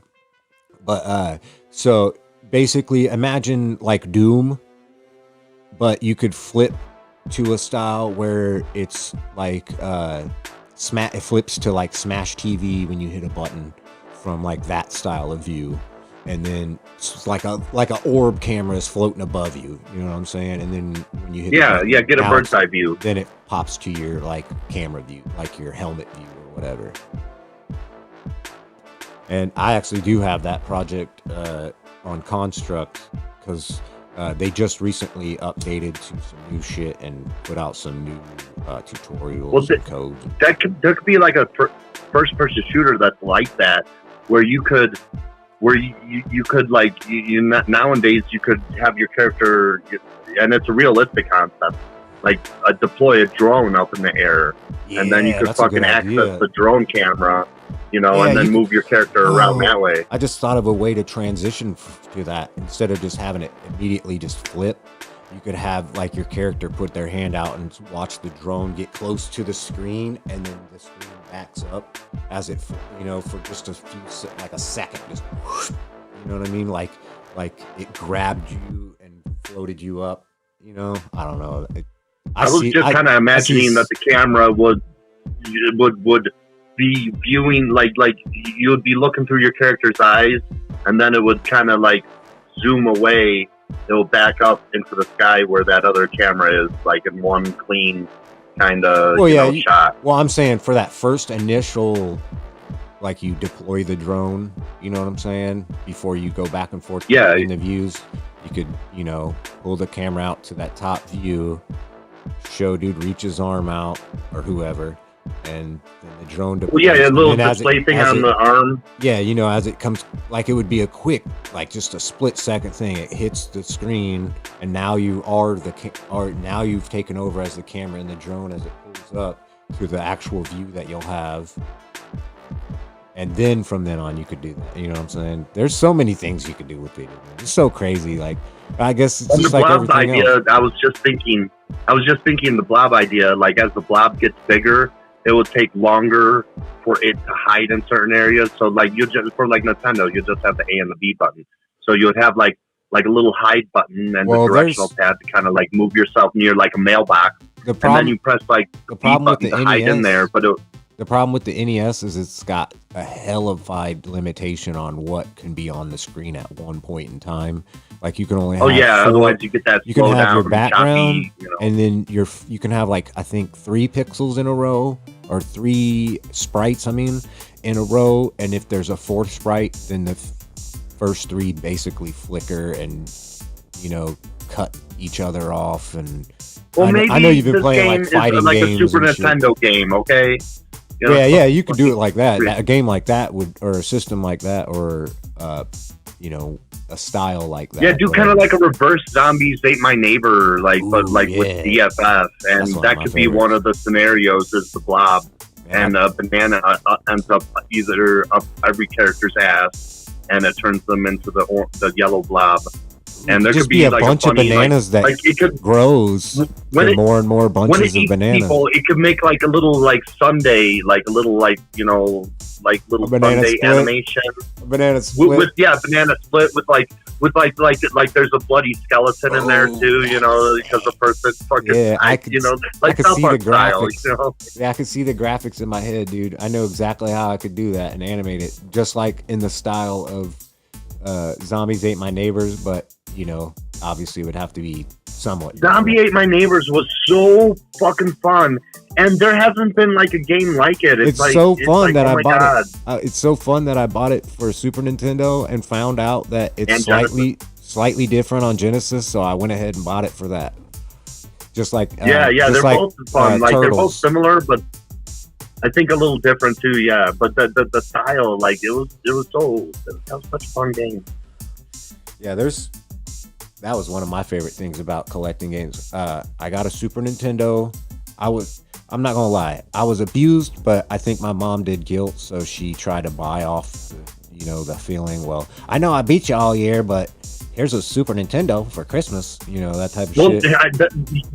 The video games is like, look, I don't want to spend that much time on you. Go play with yourselves here. And I'm sure that was also a big part of it. But she wouldn't have done that if she didn't feel guilty, because I think she had it deep down in her heart. She had some kind of regret or whatever, guilt. But anyways, I had just got that Super Nintendo for Christmas, and my birthday's 3 weeks later, and she's like, "What do you want for your birthday?" And I'm like, Genesis. She's like, "Didn't you just get a system?" I'm like, "Yeah, but this one, just like that one, it's different. It's got different types of games. It's got different type of graphics. It's the controller's completely different. And I want to be able to be friends with everyone, because I have some Super Nintendo friends and I have some Sega Genesis friends. Well, it was less about that, and it was more about I wanted to be able to play everything that I saw at the video store, and I knew that there was, not that there was a term back then, but exclusive releases. But you couldn't get Sonic on Nintendo, you couldn't get Mario on Genesis. You know what I'm saying? So I'm like, that was my argument. Like, firstly, we went to Sears, and I showed up like a week before my birthday. I was like, "Look, you've seen me playing Super Nintendo, and you like the colorful graphics and the and so I was like, but watch when we walk up to this Genesis display what you see." And she sees Sonic the Hedgehog, which she called him Sonich, and she always did, and I don't know why. But she saw Sonic, and her eyes just opened and like glazed over. Like, the speed of the game, it was just a demo of, you couldn't play it. It was like just a... That was their blast processing. Yeah, well, it was just, just... it has a blast processor, Ma. The Super Nintendo doesn't have this. Technically, it did have a faster processor, but that's not what it was. But yeah, so basically I was like, okay, so can I please get this? I need this for my mind. I need this for my sanity. I need to go crazy on this, so I'm not chasing my sisters around with worms all day type of shit. And it worked. I got it. And fucking... But she's like, look, it comes with the controller and a game. I'm not buying shit else for it. And I fucking worked all summers.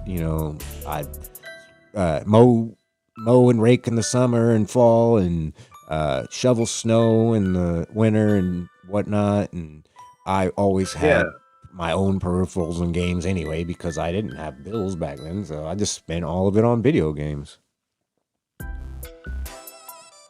Yeah, I mean, I did spend, like, I worked at Funko Land, and I did end up spending quite a significant portion of my check. Like, it's like, yeah, I had these things lined up to buy.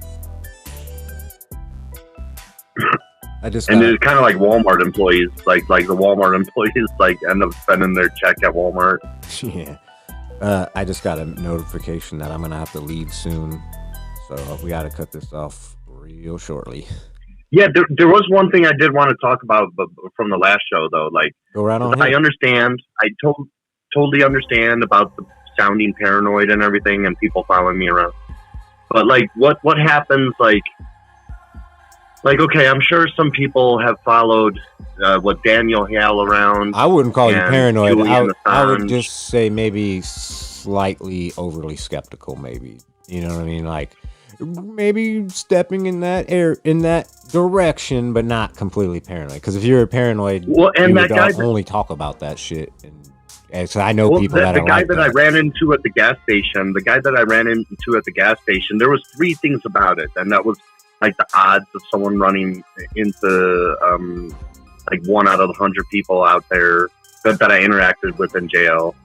Also, like, he said something like, chin up, hang in there, you know, you'll find the right one, or some shit like that. I forget what he said. I wish I had recorded it, but I did not. As if he knew that I had a really bad, you know, interaction on the internet. You know, and there was like a lot of other things. Like, there was license plates that were just like a single digit, you know, which I'd never really seen before.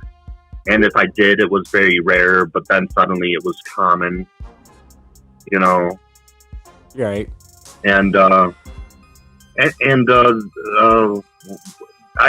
remember I'd never really bought like a thing to see if there was any listening devices, whether those devices work or not. I don't know. But I was planning on buying one. But I remember being upset at the Atheist Experience, and more specifically Matt Dillahunty, for what he did to me, you know. So sometimes, kind of just out of the blue, I would shout, "For Dillahunty." I'm like, "For Dillahunty!" And I would just like act really kind of goofy like that. And I remember being kind of goofy alone, just like it was me and my cat, you know, in my grandmother's place, and I'd just be in my room, and the phone was ringing. And this could just be totally coincidence, like total coincidence. Or maybe someone was listening to me, and then right before I picked up the phone, I was like, "For Dillahunty," and then I was like, "Hello." I was like acting all silly, and then I was like, "Hello." And then that person on the phone like kind of just started cracking up, and then they just like hung up. Which was, you know, there was just a culmination of things that kind of made it odd. There was that lady in the mall, Sharon, that, you know, kind of flagged me down. Like, I was walking past her. I would have walked right past her had she not said something. So she got my attention, you know, and there was just little interactions there. And the referencing to my Facebook and everything. And, you know, I have a feeling that someone witnessed what happened to me, whether they're allowed to intervene or not, you know, is beside the point. I probably do have some sort of background check from the government, like some files and everything, but I'm personally not that concerned about it, although, you know, there are bad actors out there that will do bad things. And I mentioned some of those bad things. I like mentioned the text, and I'm like, I was actually doing some thinking about like what I said. I'm like, yeah, you know, when I go to bed, I disconnect my internet, you know, from my computer. And I'm like, and then I'm like really thinking about it. I'm like, well, I mean, sometimes like I go outside for a cigarette, you know, my shit's still accessible. And they could probably access stuff like right now when I'm talking to you, and I would be none the wiser to it. I've had a post-it note over my.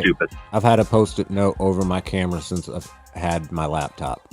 So I get. I just have my camera unplugged. I totally get. Well, it's integrated, so I can't really. I could turn it off, but I don't really ever.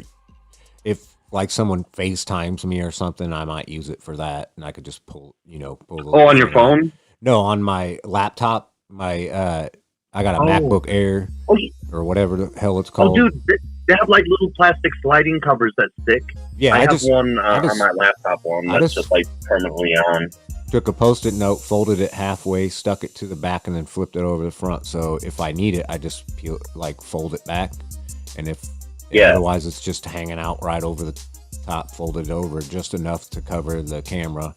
And that way, you know, if somebody does happen to be able to spy on me, the worst they're going to do is hear what I'm watching or hear what I'm saying, which I'm not ever saying shit, you know. The next time I open up my laptop, though, to kind of clean it, I'm going to clip the fucking built-in microphone wires.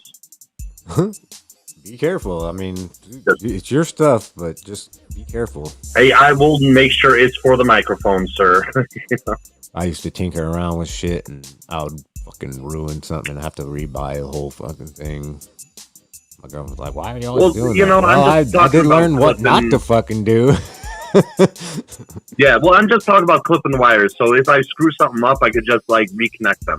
Well, yeah. I guess so. I wasn't even thinking about that. I was thinking about the. But yeah, I'm pretty familiar. Like I used to refurbish electronic equipment when I was a young adult. So like, I'm not no expert, but I'm not no novice either. Seem to be more savvy on it than I am. Yeah, this is the computers that I haven't like this laptop here because they're just so hard to customize. But I would totally like upgrade the graphics card in it, you know, if I could just buy a laptop graphics card with ease. But apparently that's a little tricky to go by. Yeah, that's pretty much why if you don't do it right then, like if you don't get it maxed out when you buy it, then it's fucking 4 years later, you're not going to really be able to get a hold of the shit you need. And if you do, it's going to be way too expensive and not really worth it. I've added in like a Barracuda, like, you know, normal hard drive, just kind of for data storage. And then I added in some memory, you know, just kind of, I didn't max out the memory in it just because, I guess I was trying to save money at the time. Yeah, I know. So, I had to do that. I was like, look, I could upgrade it later, you know, like. So anyway, I do have to go here. We gotta hit the road here in a second. So, I do appreciate you having a chit chat with me. And yeah, thank you. I do appreciate you too. Have you considered maybe doing like occasional chats with some fat guy? Oh yeah, definitely. I've had so much shit going on here. Anyways, I just heard your voice the entire time. Yeah, you get going. And yeah, if you ever want a break and everything, man, like don't feel, you know, too stressed out. No, I'm like working on. I'm working on a website. I'm doing animations. I'm working on video games. I'm just juggling so many projects, but I'm trying not to. If you don't feel like talking, just no, it's fine. Shit, this is the only time I get where I'm not, looking at a fucking screen or making dinner. So this is fine. This is the escape. So that's fine. Okay. So, anyways, I don't have much going. I wish I had more on my plate. Really, you know, I just got the protest, and I just started kind of talking with some fat guy, and then I've been chilling with you the past few months doing these little chats. I've been listening. It's fun. It's a little slow, but you know, slow going, but fun. I've been listening to those as I've been working on other shit. I've been trying to mix this track down so I can enter it into this contest, and I've been trying to make it perfect. So I spent all day yesterday trying to get it there, and it's damn near. It's like 99% what I want out of it. So it's just like when I was listening to that, I didn't mean to like criticize or whatever I said to you what it was, but I was just kind of like listening to music. I wasn't looking at the time or anything. I just thought the song was going to continue more, and then it just kind of ended, and I was like, oh man, you totally could have gotten like an extra 30-40 seconds. Leave them wanting more. Did you play it again? No. I need to actually grab it. I'll send you a better version of it because I've just since then it sounds 10 times better. Because that was just the mix. Now I'm mastering it. So okay. So yeah, like I could play that at my protest. I'll just add it to the folder that I got like 300 MP3s in, and just set it on random, and eventually I'll hear it at the protest. Hell yeah, that's cool. All right, well, yeah, we'll get together real soon, and we'll talk Yeah, it's not till I think it ends on my daughter's birthday, so it's like a month from now. But I want to get it out there and get some hype behind it and have it shared around and shit like that. So hopefully that'll work out. And like I said, I got all kinds of other shit. I'm starting a vegetable garden for the first time on my own. I did it back in the day and when I was a little kid with my stepdad, and I know everything. I remember everything from back then, but I've also been in my every fucking spare 20 minutes I get, I'll pop on a video or read an article about how to fucking grow cucumbers or fucking the best top 10 tips on tomatoes and whatnot, you know, just because I want to have a sustainable garden and whatnot. And I kind of want to not rely on fucking vegetables I get at the store that go bad in a day, and you know, spending fucking way too much money to throw too much shit out type of shit. So I mean, I got my reasons for why I'm so busy doing all the shit. It's just, you know, there's just not enough time. I'd like to have a garden too, though. So anyway, so that's a fun idea. I just heard her walk in the door, so I gotta head out. All right, yes, get going. You take it easy. It was fun chatting with you, citizen. And until next time, peace, man. All right, you have a good one. Bye bye. Peace. Bye. Don't forget to like, comment, subscribe, and hit that bell notification for more. See you guys later. Bye bye.